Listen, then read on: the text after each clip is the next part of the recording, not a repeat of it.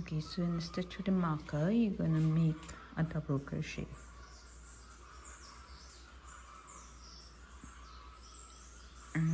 You can remove the marker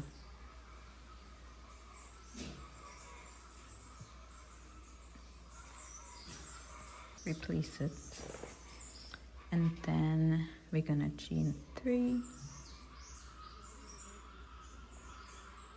and make the petal in the next stitch.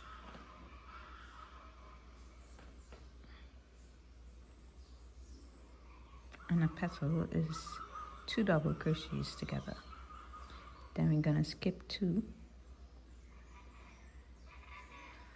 and petal in the next stitch.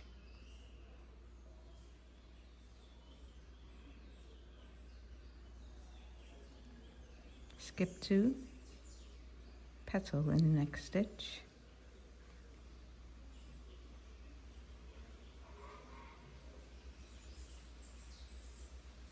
Chain 3, petal in the next stitch.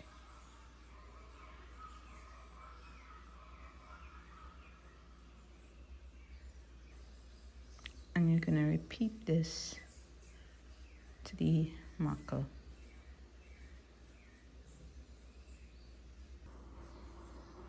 So when you get to the stitch with the marker, you're going to make a double crochet and not a petal, and then you double crochet to the end of the row until there are 4 stitches left, and then you will double crochet 4 together. So I like to mark the post sometimes, so I'm just gonna do that at this point. So for row 2, we're gonna do the 4 single crochets together at the start of the row, and then you're gonna continue with single crochet to the stitch with the marker.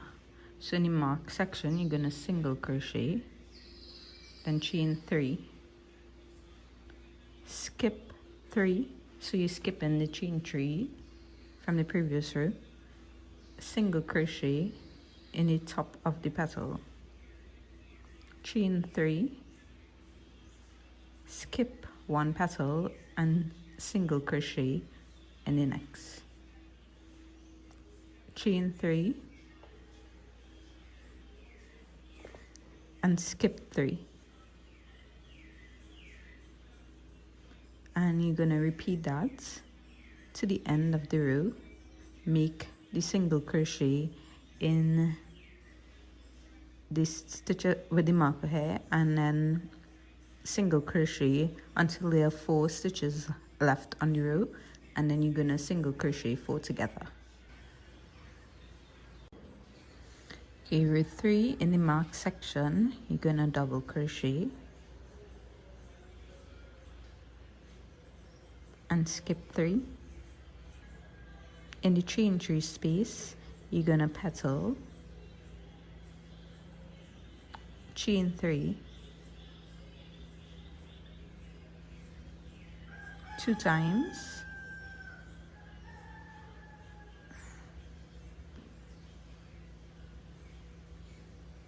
and petal.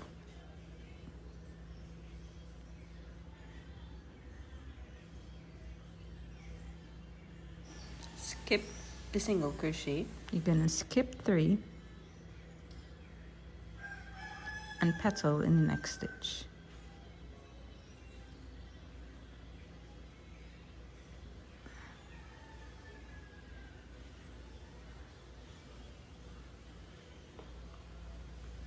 And you're gonna repeat that until the stitch with the marker, and instead of the petal in that stitch, you're gonna do the double crochet. Right, so in the mark stitch, you're gonna double crochet, and then you're gonna chain 3, and then you're gonna petal in the next stitch and skip 3, and you're gonna do this 2 times. So petal, skip 3, petal, skip 3, and then petal in the next stitch.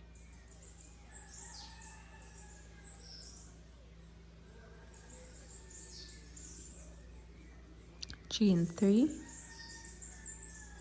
and then petal in the next stitch. And you're gonna repeat that until the end of the row, making a double crochet in the stitch with the marker instead of a petal. So this is what it looks like. And you're gonna repeat rows 2 and 3. If you want more length, you're gonna do row 4, row 2, and then 3. So make sure you end on a row 3. So another tip is to move up the markers as you work. And now we're gonna try to straighten up the top of this section. So you're gonna do your double crochet 4 together, the start of the row, and then double crochet until the marker.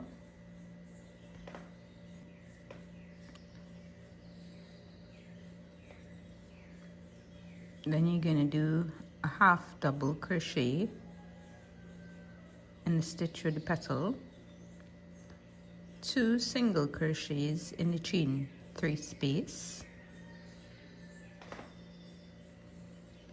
single crochet into the next stitch, 2 single crochets in the chain 3 space, half double crochet in the next petal, then double crochet in the next stitch. And you want to do this half double crochet to double crochet all the way across. So that is 1, 2, 3, 4, 5, 6, 7, 8 stitches repeated to the end. And then you're going to double crochet into each stitch until 4 remain, where you will do the 4 double crochets together, or double crochet 4 together, or whatever. Okay, so after straightening out the top section, we are going to fasten off at the end of the row where you did the 4 double crochets together. I'm just going to slip stitch to my marker, because now we're going to be working in the stitches with the marker only, like the mark section only. So I'm just going to slip stitch to that point because I do not want to cut my yarn, because I'm gonna frog this and reuse it. So this is the stitch with the marker. So that would be your first stitch. So you want to make a stacked double crochet,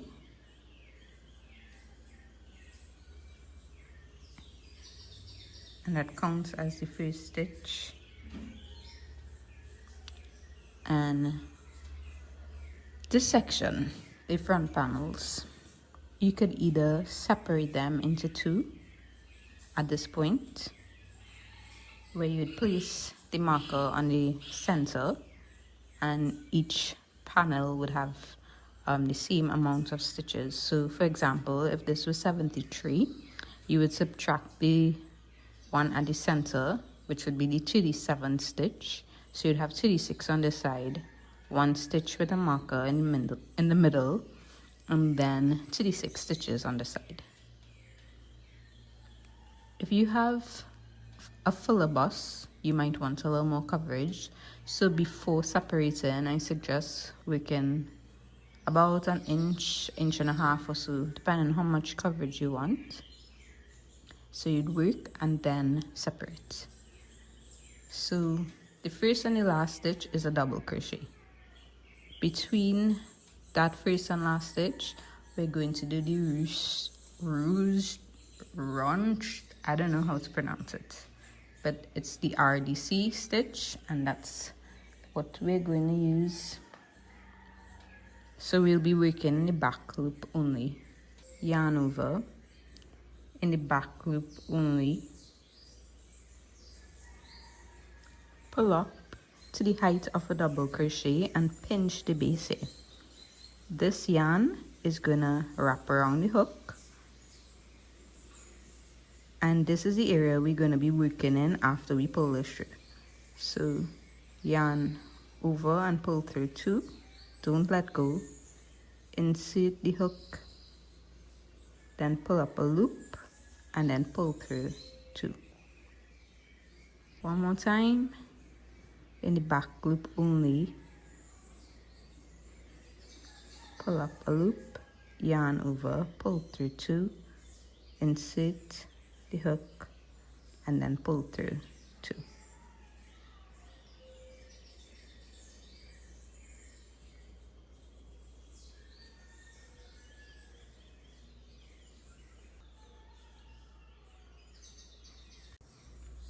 In the last stitch, remember you're going to do a double crochet, then you're going to single crochet into the first stitch, and now we're going to do the inverse single crochet across the row and make the single crochet in both the front and back loop in the last stitch. So now we're going to be working in the front loops only for the inverse single crochet.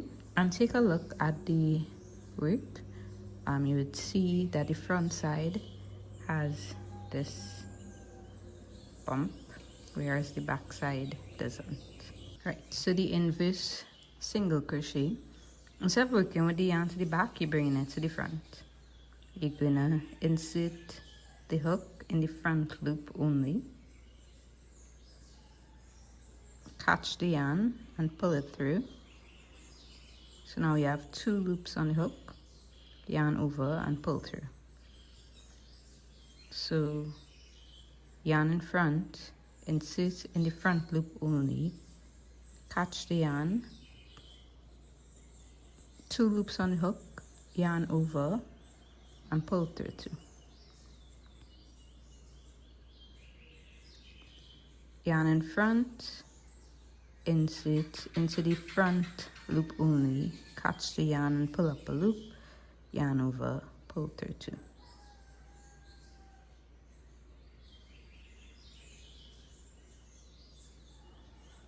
And you're going to do that to the end of the row, making a single crochet in both the front and back loops for the last stitch.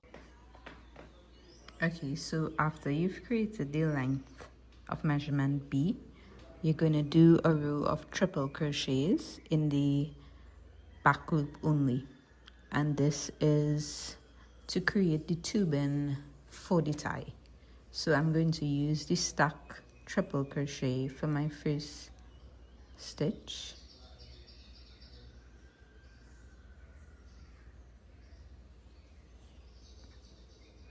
then triple crochet into the back loop only of the row.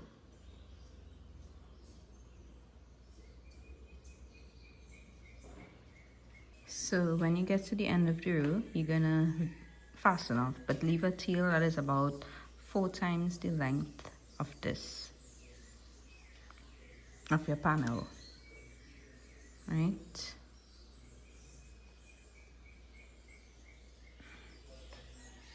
Right, so what you're gonna do is fold this over and you're going to sew this piece to this row. So not the row below it, directly below it. You're skipping one of the rows, double crochet rows, and you're working into the next one. So fold over and sew this piece to this piece. You can also slip stitch the 2 pieces together.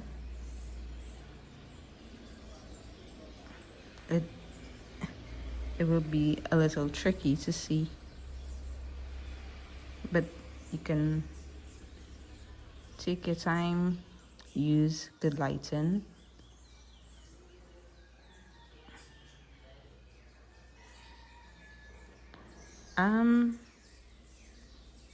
If you prefer to slip stitch, don't fasten off.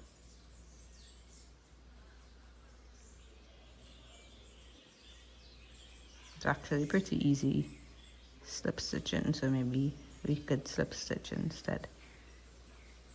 I'm gonna do 4 casings basically, one for the front panel, another for the front panel, and then you're going to do it for the back straps as well.